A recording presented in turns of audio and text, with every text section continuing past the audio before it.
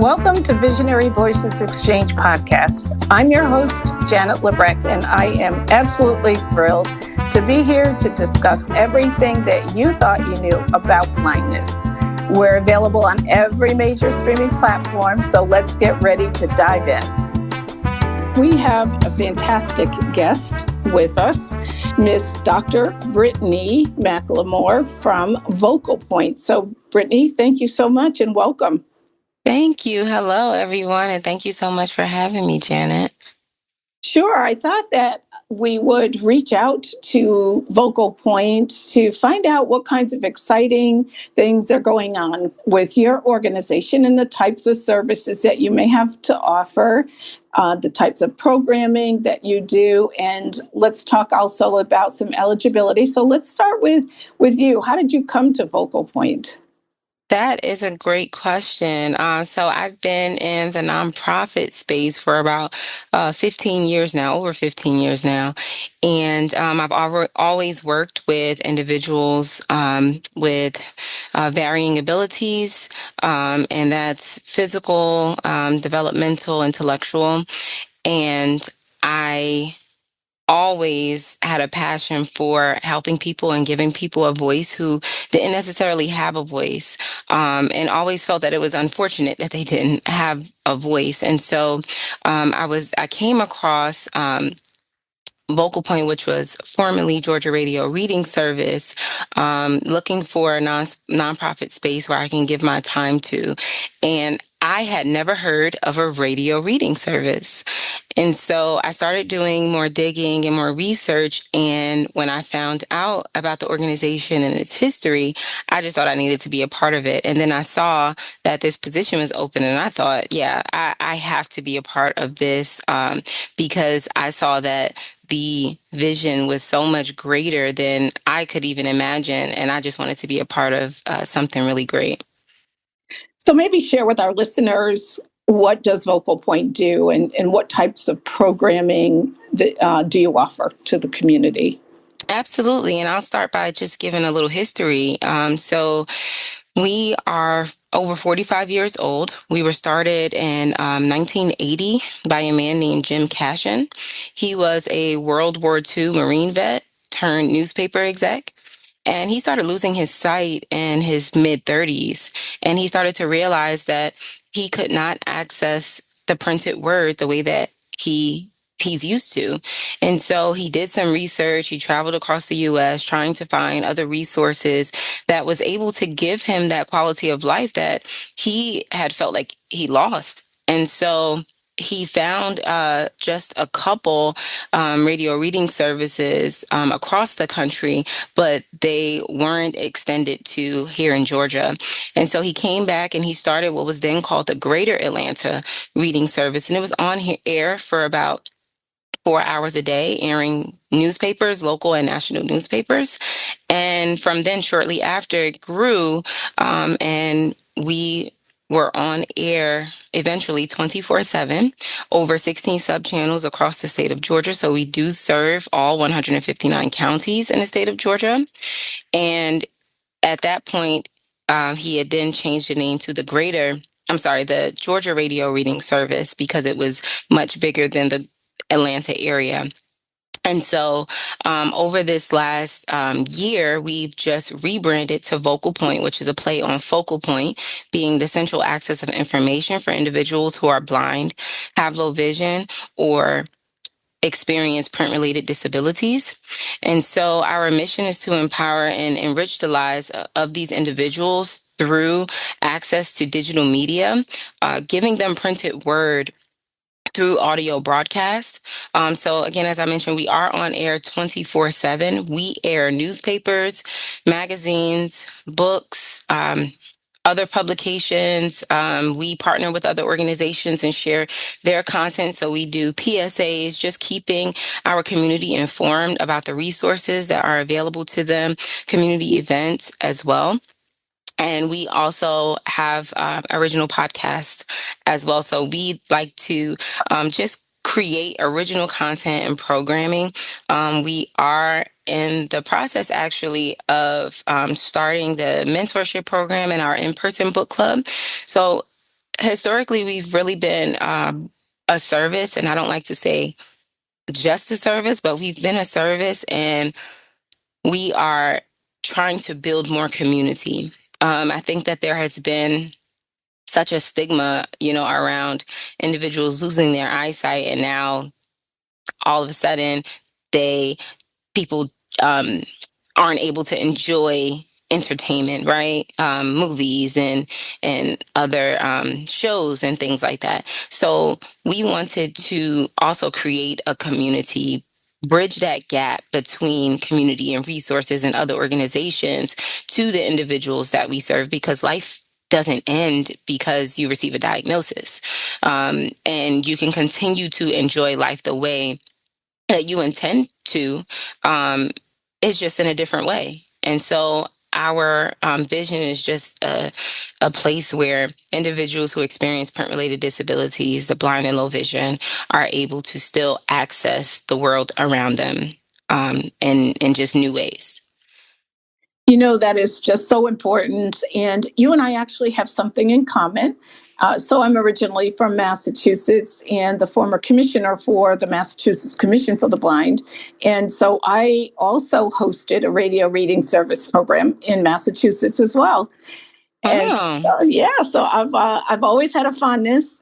This type of service is so important, and it goes a long way for very little money when you think about the value of what this type of programming offers to people in the community. And most people don't think about the reality of what it means if you can't read your mail, or if you can't read the daily newspaper, or if you want to read something from a recipe book, or if you want to know who in your community, especially if you've been living in your community for many years, may have passed away. And you think about that, and it's important to people. They want to be able to pay their respects, to friends or family. They want to know what's going on in their community. So I think that this type of programming is so important. Yes, absolutely. And it's I think that people tend to forget this population, the population that we serve, because uh, I'm sighted, right? And I'm unable to understand, what it's like to no longer be able to read the food ads, or be able to read the newspaper just to stay abreast on what's going on. Now we have different technology and things like that, but there are people who still enjoy reading, and, not just listening to AI, or, listen to Siri tell them what's going on. And so I'm glad you said that, because another component to our service that we really pride ourselves on is that human voice. So we have over 350 volunteers throughout the state of Georgia and beyond the state of Georgia, actually, that lend their time and their voices, because I think that it's also important to understand, again, the age that we live in, because everything is so fast paced. We've lost, and especially since COVID, right? We've lost that human interaction, that piece of community where we're not communicating with each other the way that we used to, where we used to be able to go over to a friend's house, go knock on the door, and hang out with them, right? Everything is strictly electronic. And so in this space, using human voice is just really important, because you still get that home feeling, you still get familiarity, excuse me. And it's like your friend reading to you, or your sister, or just another family member reading to you, while still getting information. Yeah, when I was doing the program, we would have people tell us that when is, one of the volunteers, that they particularly liked, going to read again. And they do become attached to the volunteers, and they become attached, to the topics that those volunteers may be covering. And it is just amazing, because even when you talk about the books today, now we have we have organizations and services like audible.com, Right. where you can listen to books. But even through platforms like that, people really tend to navigate toward the voices that they feel that comfort them, that sort of has that expression that they may be looking for, that kind of brings the story or the article to life. And so you do become very much invested in the people, and having those live volunteers is really critical. Absolutely. And we have listeners who, I mean, when I tell you, you'll walk by them having a conversation and they'll, oh, that's Brittany. Mm-hmm. Because they really, like you said, they really remember and attach themselves to those voices. And it really is, it's a great experience, just to be able to lend our services and our voices, but to know that our listeners cherish that part of it is truly important. And we're able to be that voice to help them. Sure. Your program is obviously across the state of Georgia. Does it cross over into some of the other neighboring states like North Carolina or any of the other states?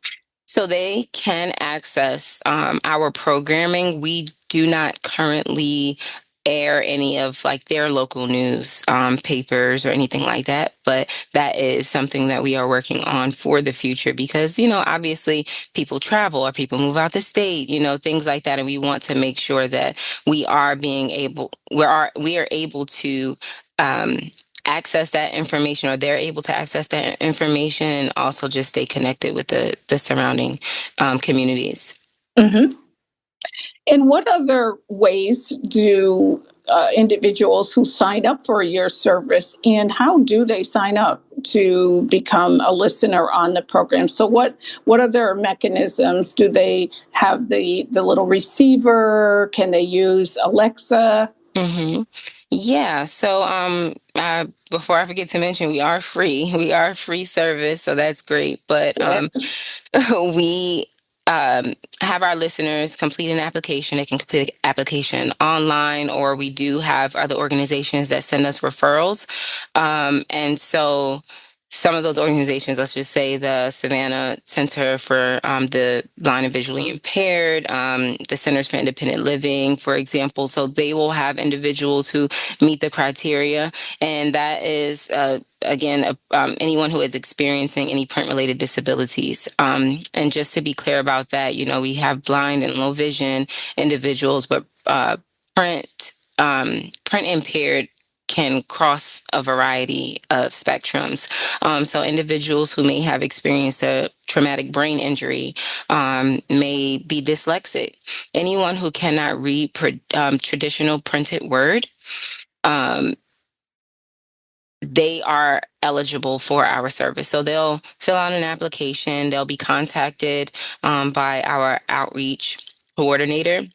We'll just get additional information. We are really, really big on feedback. Our listeners are the heart of our organization. So we want to make sure that we're not only serving them, but we're listening to them and we're giving them the resources that they need. So they'll be contacted by our outreach coordinator, where they'll just verify the information that's given. We do require that there's an active phone number, or an active email address.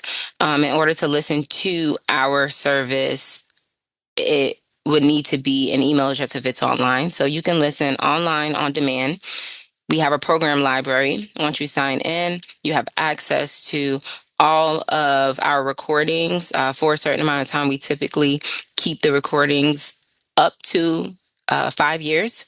So any books that you've read or you want to read again, there's access there. If you want to even search by volunteer, so we talked about the human voice. If you said, oh, hey, I love the way Brittany reads these nonfiction books, I can search Brittany's name and everything that she's read will come up. You can search by book or author, and that'll come up as well. You can also listen via radio receiver. So that is according to wherever the individual lives. So according to their zip code or area, we will send a radio receiver, and that is already programmed to our service. So once you turn it on, you'll be able to listen to us live.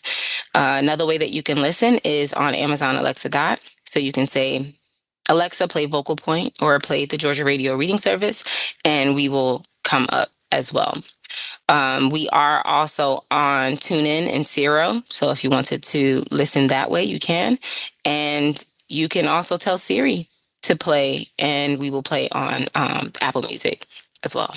That is great. So that gives people multiple options and ways to listen in for sure. Yes, and I think it's it's very helpful because we serve 0 to 1,000, right? And um not every one person has the same capabilities, technology wise as the next. So if someone wants to listen on their phone, or, hey, I don't have a smartphone, but I do know how to use this computer, I can use it this way. Or I absolutely hate all technology. Just let me plug in my radio and I'll listen there. So we want to, again, meet individuals where they are and give them the opportunity to be able to engage with us in the way that is most comfortable for them. Do you get a lot of requests from any of your listeners in terms of their input regarding the type of programming that they value? And then I think in another area, I was thinking about some of the information that people like to receive. For example, things that might be on sale, at Kroger's or Publix. And I know that, that may seem like to most people, they wouldn't want to know that. But, everyone has to do their food shopping, and you like to know what's on sale. And today, with prices being what they are, you want to be price conscious. And so having that information is very valuable. I know that's right. That is absolutely true. We do air food ads for Kroger and Publix as well. So, and we do have that access on demand on the website. So if you missed it on the live broadcast, you can go on demand and get that. We do reach out to our listeners to get feedback. And even when they sign up, what are your hobbies? We ask, what do you enjoy doing outside? Any like outdoor activities, hiking, things like that. And what we found is that a lot of our listeners like to do outdoor activities. They like to engage with other people. So they are looking for events that they can partake in. And a big thing that we like to do as well is contact other organizations. So whoever is organizing that event, just to make sure, is it accessible? And that's on so many different levels. Wheelchair accessible? Is there, space for someone who's using a cane?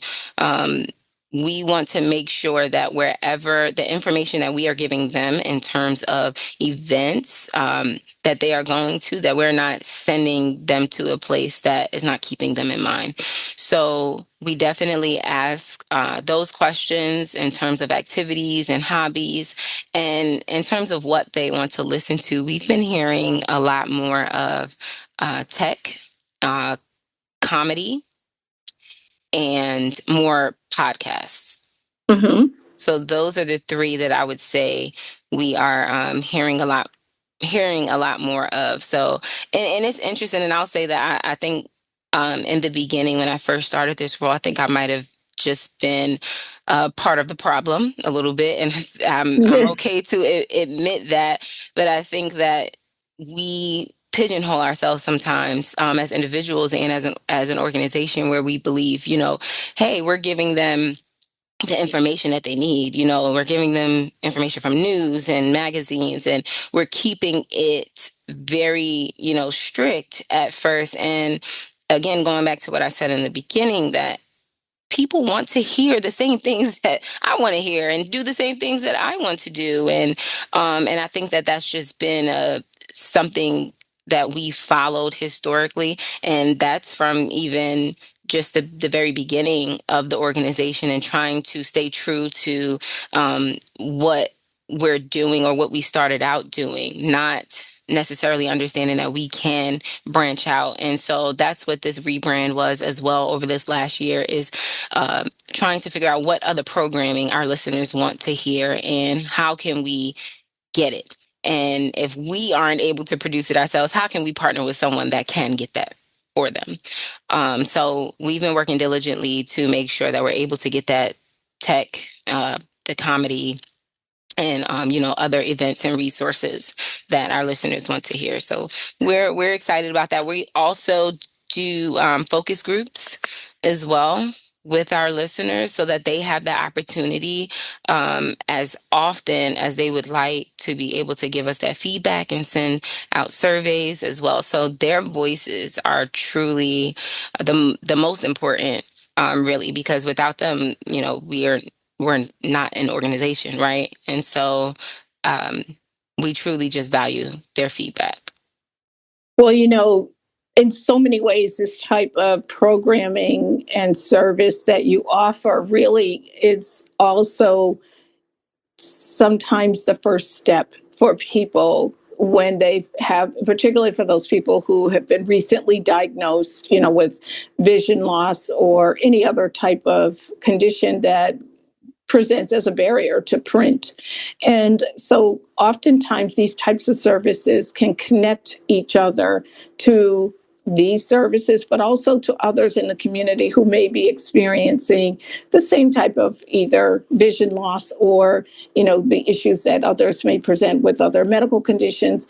And it connects them to each other. The information is just so powerful for individuals to have access. And then that access can open doors to others in the community and reconnect people to the community. And sometimes, when you're isolated, you forget that you're not the only one. And you need to be connected to others so that you can learn from their experiences also, but you can also gain from the encouragement and just from the information sharing about what's going on out there in the community and how have others dealt with some of the same issues, some of the same thoughts, some of the same isolation feelings that a person may have, particularly when they're new to blindness itself.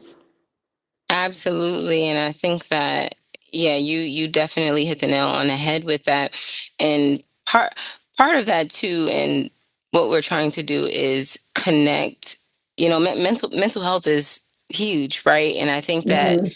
people often think that they can handle it alone. Or that is just a phase, especially after diagnosis. But a lot of individuals that we've come across, especially, we've had the opportunity to interview, they have all said, those who weren't born with a visual impairment, have said that all of their relationships changed after Mhm. being diagnosed, and that's with family, friends, whether they were diagnosed while they were still in school or after, and they even felt as though their life had ended, that Sure. they did not have anyone to turn to. And I think the most difficult part for them is the family and the friends that you're around. Because they're uninformed, they don't know how to interact with you. And now all of a sudden it's,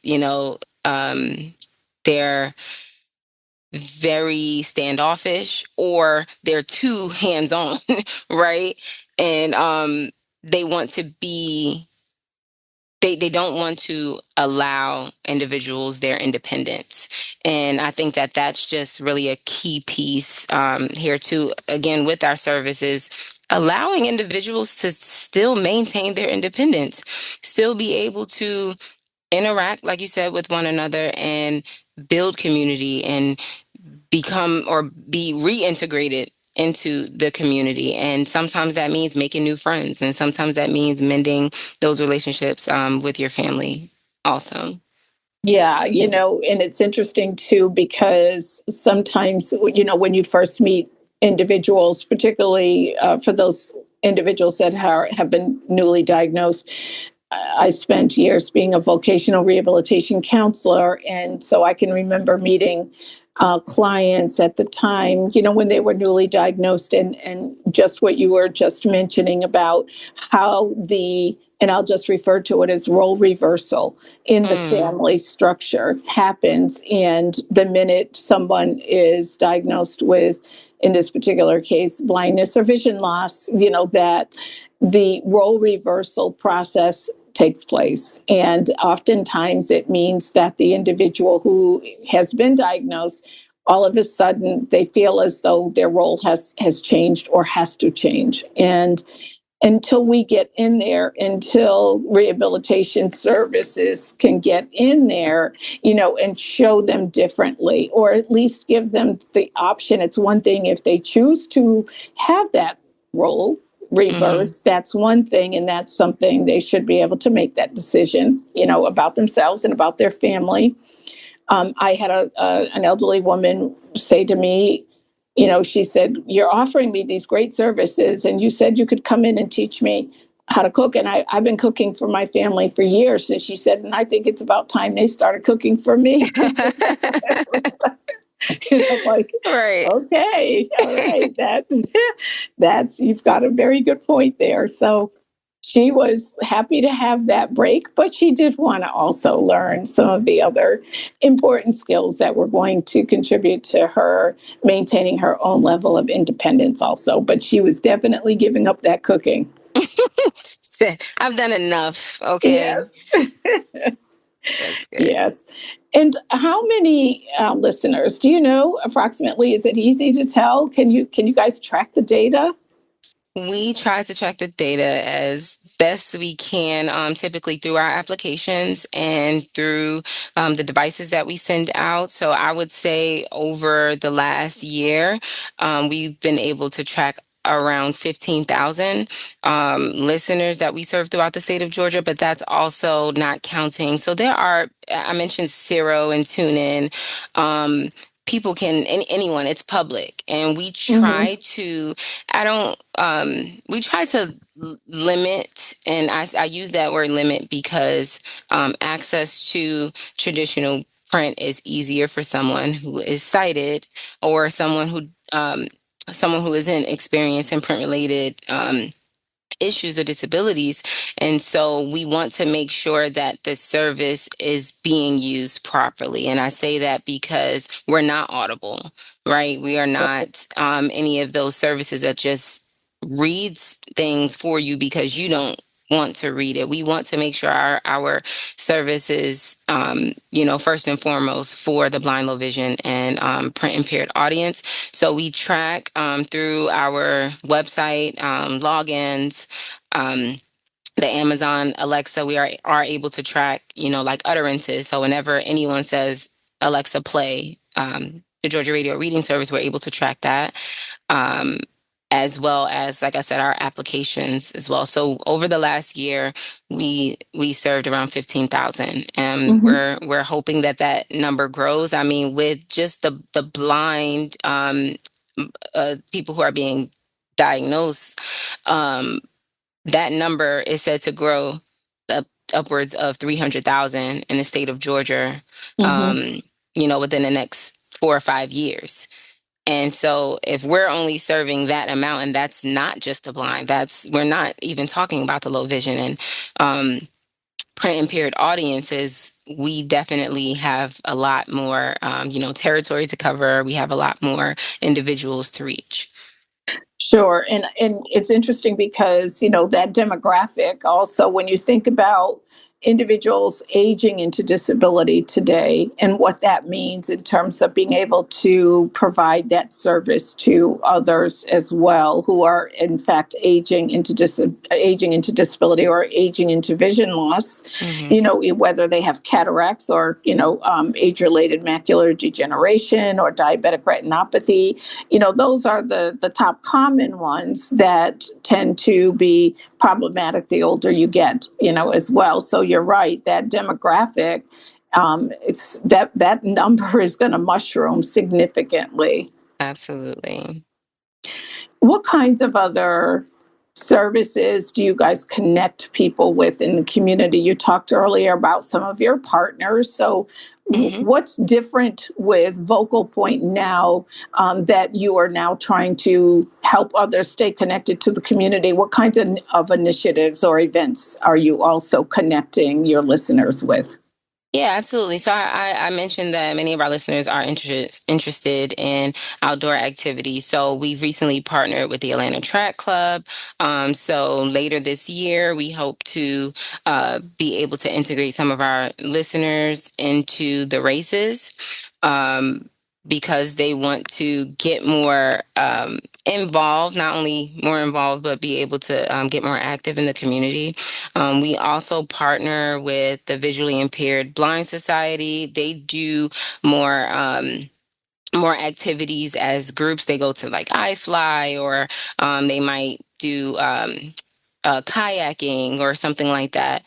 So we want to make sure we're connecting them with that. We are part of the IAAIS, which is the International Association of Audio Information Services. Mm-hmm. So all audio information services throughout the United States, we give our listeners resources as well.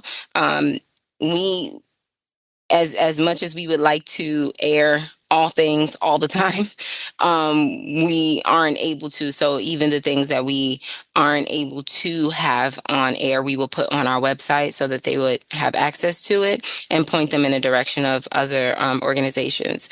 We partner with the Centers for Independent Living throughout the state of Georgia.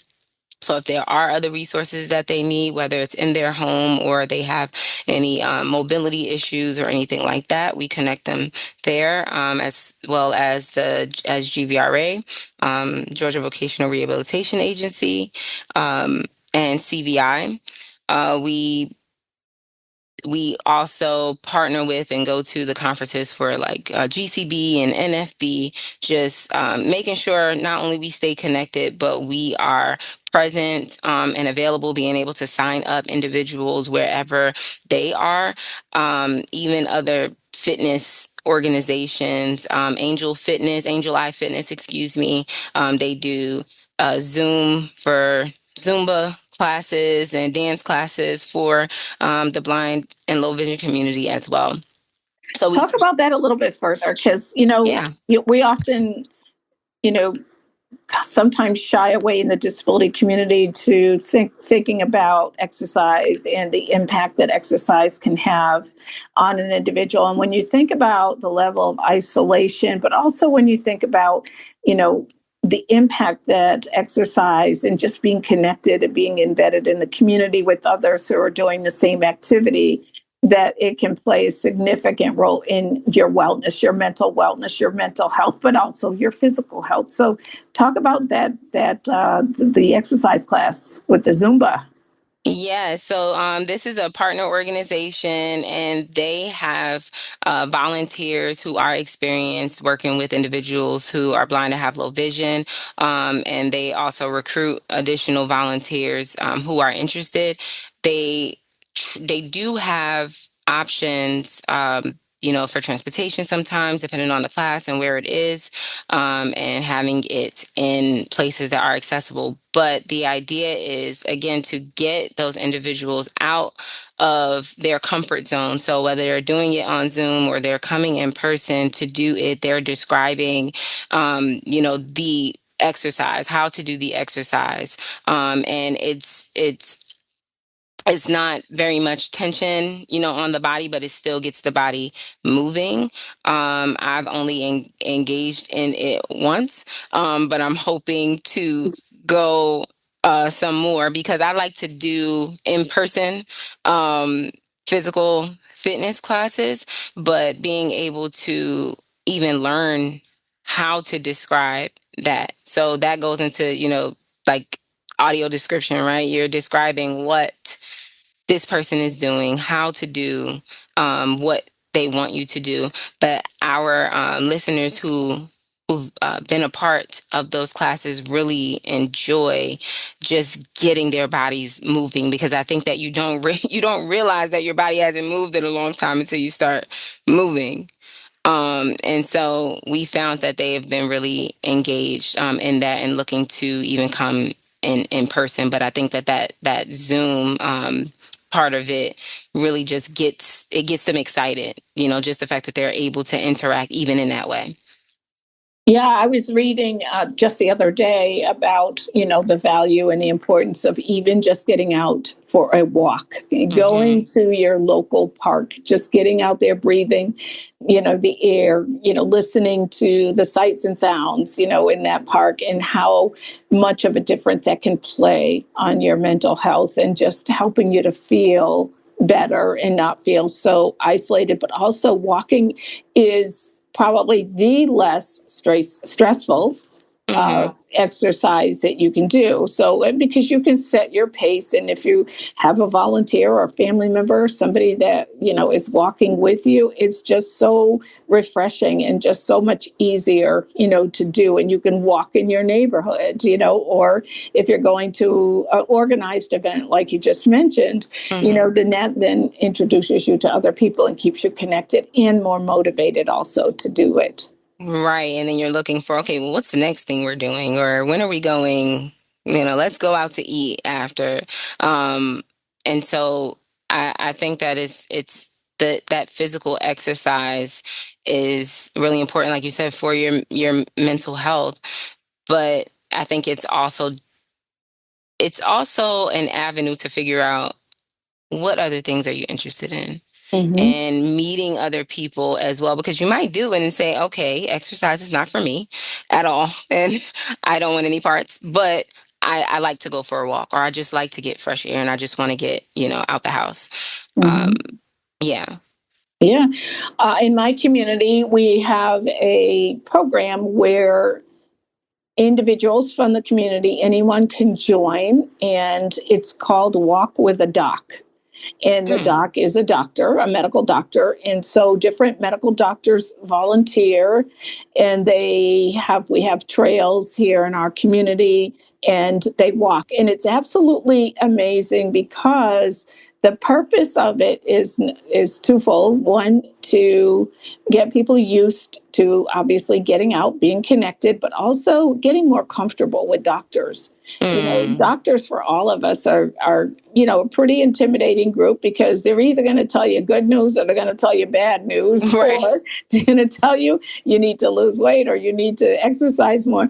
But this is not about that. It really is about observing people when they are walking with the doctor, and it absolutely opens up the conversation and kind of lowers those barriers that people often feel when they are talking to a doctor in an office setting. And so doctors have the chance to really observe people. They can observe your gait, they can observe your breathing pattern, they can raise that awareness and raise the level of attention to certain things that they may be observing about this individual that are walking. But people just feel so much more connected. It has been incredibly successful for an initiative like that. I love that. And you said this is in your community. Yeah, I live in Rome, Georgia. Okay. Yeah, and the program was called Walk with the Doc.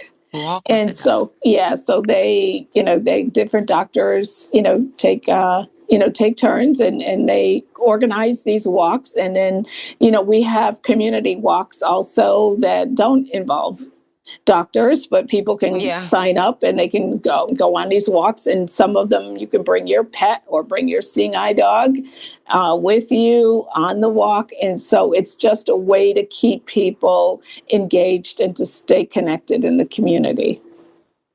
I love that. I love that. I think that engagement piece of it, I mean, it's so important for everyone. It's so important for everyone. And that's a really good that's a really good idea.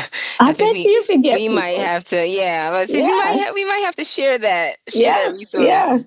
Yeah. Let's talk about that. And even things like, some of the low vision doctors, that are in Georgia, Hmm. they've got some pretty and innovative approaches to talking about low vision, or talking about the technology that is out there and available, and they're low vision doctors as well. And And it's amazing. I connect to another group of doctors out of Chicago, and we have a quarterly call, and it's spun off from not just talking about, barriers to print and, some of the issues that individuals who are blind or low vision face, but also some of the other health factors. And so we will bring in a cardiologist to talk about ways that you can improve your heart health and how much your heart health is also connected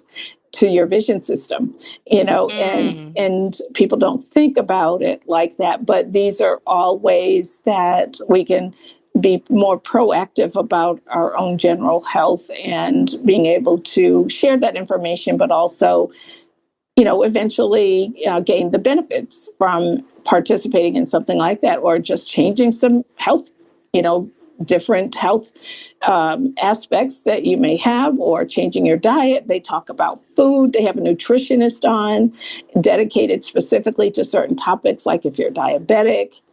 They have a nutritionist that talks about nutrition for people who are diabetics, high blood pressure, all kinds of things like that. So, and I think your program, certainly could certainly use something like that and have people benefit from it. But you're doing a lot of great things.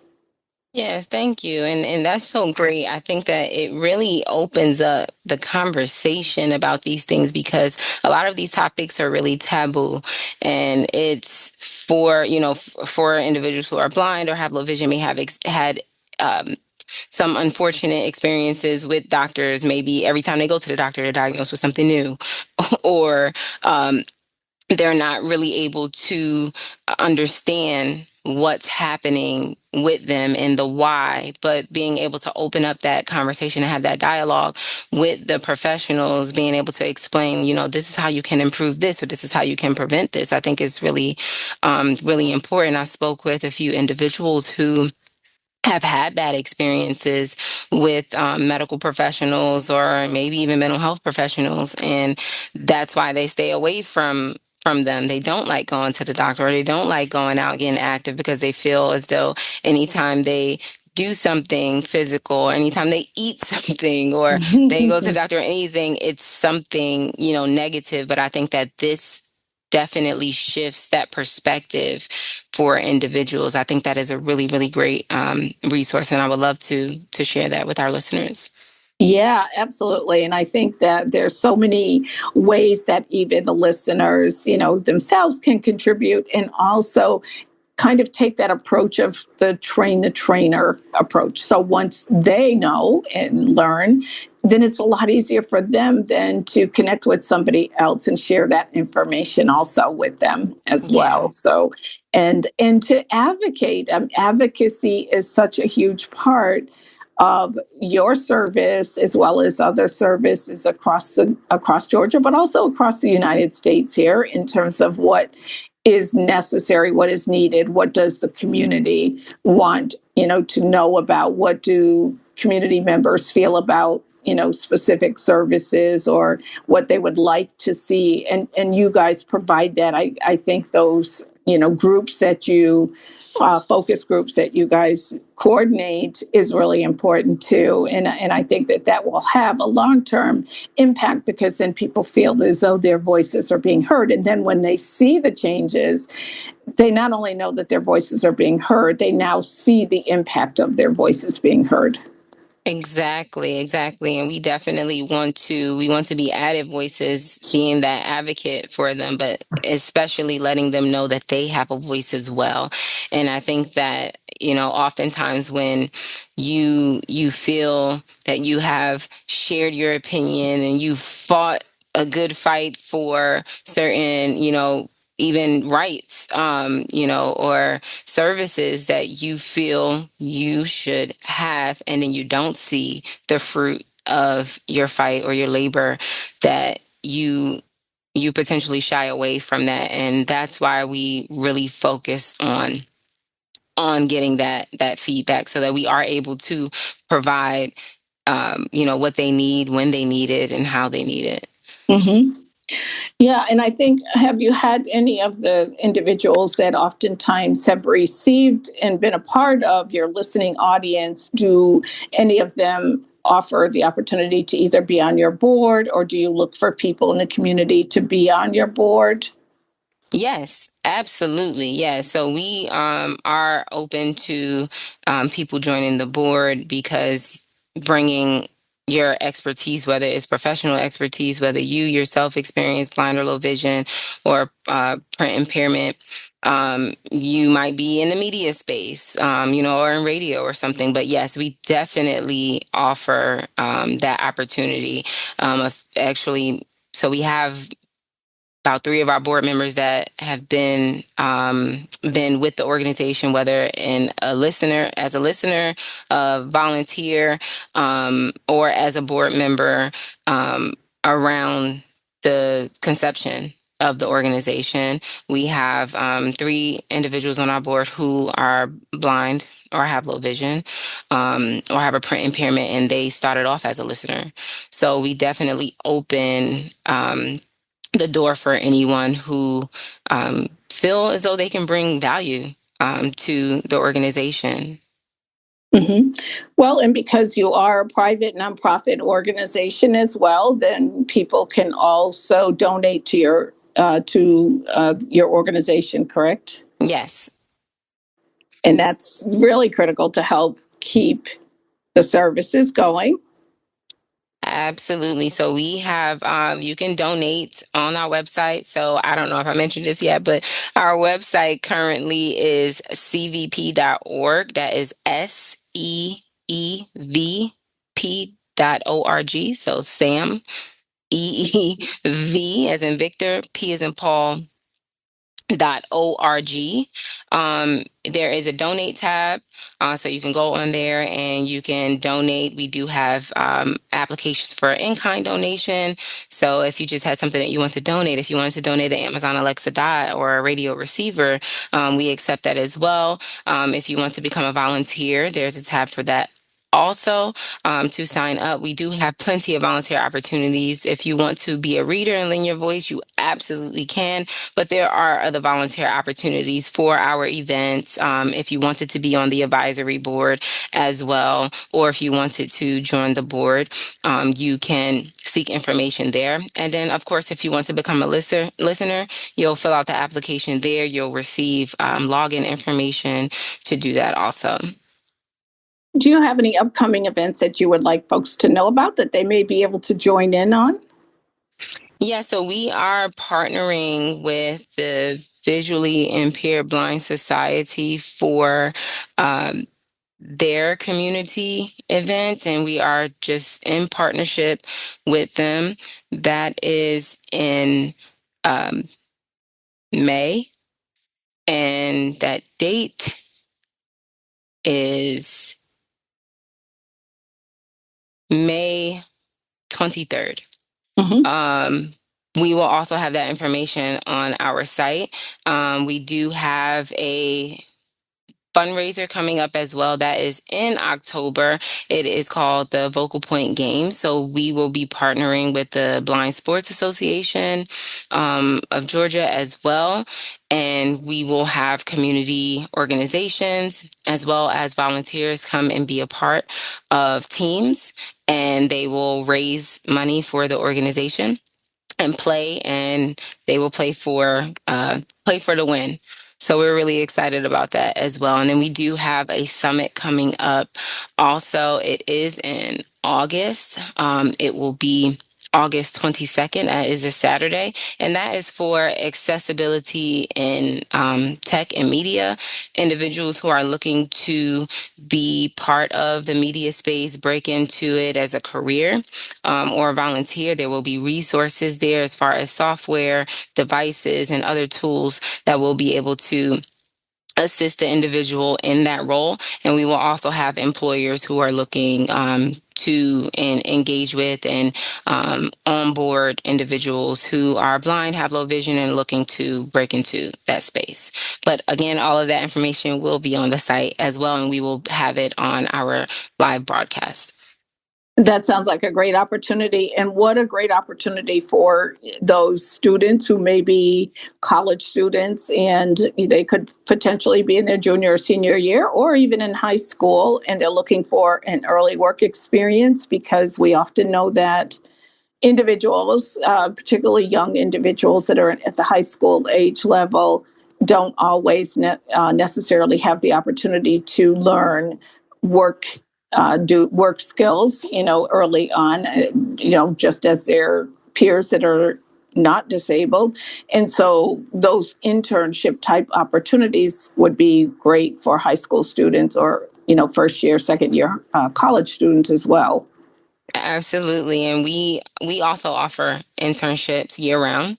So if anyone is interested, we have internships in social media and outreach and volunteer management and operations and administrative work, as well as production. So each person will be trained in each of those areas and receive projects. So if it is something for school where you need credit for it as well, we are open to that. And we can be contacted at info@cvp.org. Wow, you guys are doing so much. What a great opportunity for anyone living in the state of Georgia. Absolutely. Thank you. Well, I want to thank you for coming on to our program. I hope that we can stay connected, and I certainly want to encourage our listeners. There's a lot here to take advantage of. There's a lot to learn about. Certainly, people can contact your office if they want to learn more, or if they have an interest in, as you said, volunteering or taking advantage of some internship opportunities or attending some of your events. So keep up the great job. I mean, just amazing. I'm really excited for your organization, and I'm glad that we were able to connect. Thank you. Thank you. We are too. We're just excited to move forward in a new and fresh way, being able to open ourselves up to opportunities and be able to connect with our listeners as best as we can. And we are always open for feedback. I truly thank you for having me on here and being able to share this resource, this very important resource for the blind and low vision and print and peer community. So thank you for the work that you are doing and being able to shed light on these resources and individuals who are advocates and play an important role in this community. So thank you so much for this work. Well, you're very welcome. And that's what we do here at Visionary Voices Exchange. And that's what we're all about, is making sure that this information gets out here. So we'll look forward to our next program and connecting our listeners to your services as well as others. So thank you. Thank you.